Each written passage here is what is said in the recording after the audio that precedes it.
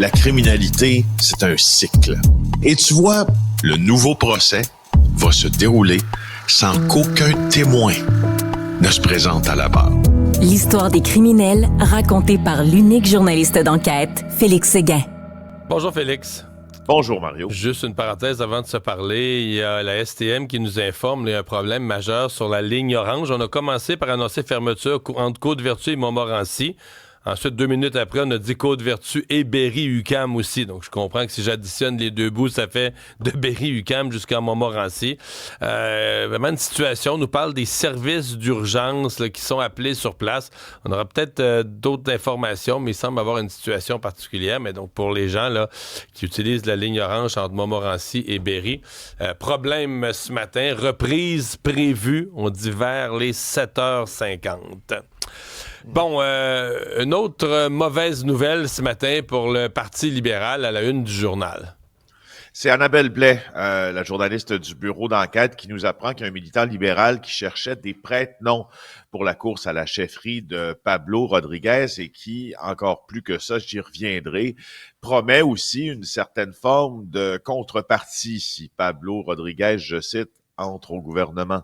Alors, qu'est-ce qui se passe? En lieu et place, là, c'est un homme d'affaires qui a contacté un autre homme d'affaires par texto pour lui demander de l'aide pour son, je cite, ami Pablo, fin de la citation, qui briguait la chefferie du Parti libéral au printemps dernier. Alors, ce qu'il dit dans son texto, c'est « Je peux pas donner plus de 500 $, je dois trouver des gens qui habitent au Québec pour donner pour moi. » Et là, il lui a demandé de donner 500 $ à sa place en échange d'un remboursement. Finalement, l'homme s'est exécuté. Il a donné l'argent. Il n'a pas été remboursé, mais il a été compensé, on pourrait dire, là, avec des soupers, quoi, des sorties. Bref, il a été compensé. Mais où c'est plus dérangeant. D'abord, cette tentative-là est à sa face même peut-être illégale, sinon amoral. Mais là où ça devient très amoral, c'est que dans l'échange de messages, il est question d'une victoire de Pablo Rodriguez qui puisse profiter à l'entrepreneur.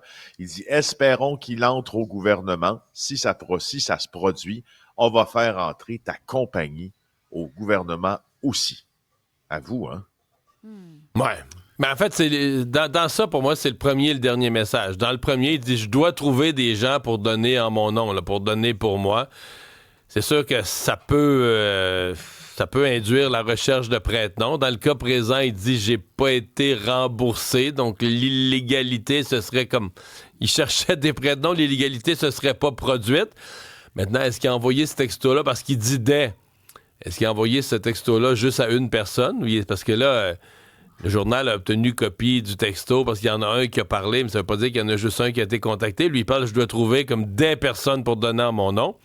Là, évidemment, le dernier est le plus compromettant de dire, bon, mais là, si Pablo rentre au gouvernement, ta compagnie va rentrer au gouvernement. Encore là, tu dis, est-ce qu'un peddler peut promettre des affaires qu'il n'est pas capable de livrer, promettre à un autre entrepreneur, de faire rentrer au gouvernement, mais tu sais, qu'il n'y a pas les moyens de le faire? C'est possible aussi.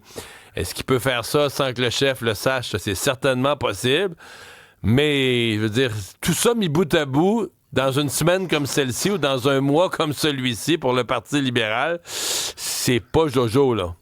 Ouais, c'est ça. Puis, dis-toi une chose, Mario, l'entrepreneur là qui a reçu l'argent là, qui a donné l'argent plutôt, là, on l'a rencontré, il a requis l'anonymat, on sait c'est qui parce qu'il craint des représailles. Tu as raison de dire que ça se peut très bien que ça se passe à l'insu du chef du Parti libéral du Québec. Rien n'indique d'ailleurs que le PLQ était au courant de tout ça. On le sait, le prête-nom, le recours aux manœuvres de prête-nom, c'est interdit. Alors ça, là, c'est sûr. Chez les libéraux, là, Jacques Martineau a dit que c'était pas notre façon de procéder. Il a dit il y a des centaines de personnes qui s'impliquent. Est-ce que c'est un bénévole qui a décidé par lui-même d'agir comme ça? Honnêtement, là-dessus, Jacques Martineau, il a raison. Ça se peut que ce soit un bénévole qui a décidé d'agir comme ça. Cependant, vas-y, Mario. Non, j'allais dire, la seule affaire, c'est que Là, il y avait l'histoire de l'autre, des dons qui auraient été faits pour obtenir des votes, pas des dons, mais des cadeaux pour obtenir des votes. C'est comme s'il y a un brouillard qui tourne autour de tout à coup de l'élection de Pablo Rodriguez à la chefferie. C'est très personnel. Là. C'est pas juste le financement du parti où là, il y en a dans les 125 comtés. C'est une campagne à la chefferie, donc la campagne est pour un gars, pour devenir chef. Là. C'est la campagne pour lui devenir chef. Ça le place, lui, dans une position un peu plus délicate encore. Et c'est Pablo Rodriguez qui a recueilli beaucoup plus d'argent que les autres. De loin. 322 000 $ et de loin. C'est presque le double que son plus proche rival. Mais Mario, en terminant, moi, je veux dire, sur la dernière partie du texto, là, quand on dit ton entreprise va entrer aussi au gouvernement, juste spécifier que ça me prend pas 1 heure pour m'interroger sur le fait qu'il y a une notion criminelle dans cette approche-là. Parce que là, je pense qu'on est dans des éléments qui constituent une infraction de trafic d'influence. Parce que c'est pas important si cet état de fait ne se réalise pas, si cette promesse ne se réalise pas. Si tu as tenté de la faire, d'après moi, ça reste une notion qui réfère au code criminel dans tout ça. Et bien sûr, sans surprise, ça rappelle les très mauvaises années du financement du PLQ également. Mais ça devient difficile d'accuser les médias de faire de la fake news là, quand on a cette accumulation de preuves-là. Est-ce que ce matin, à son point de presse du jour, Pablo Rodriguez va s'en prendre au Journal de Montréal encore? Ah ben là, on verra, je veux dire.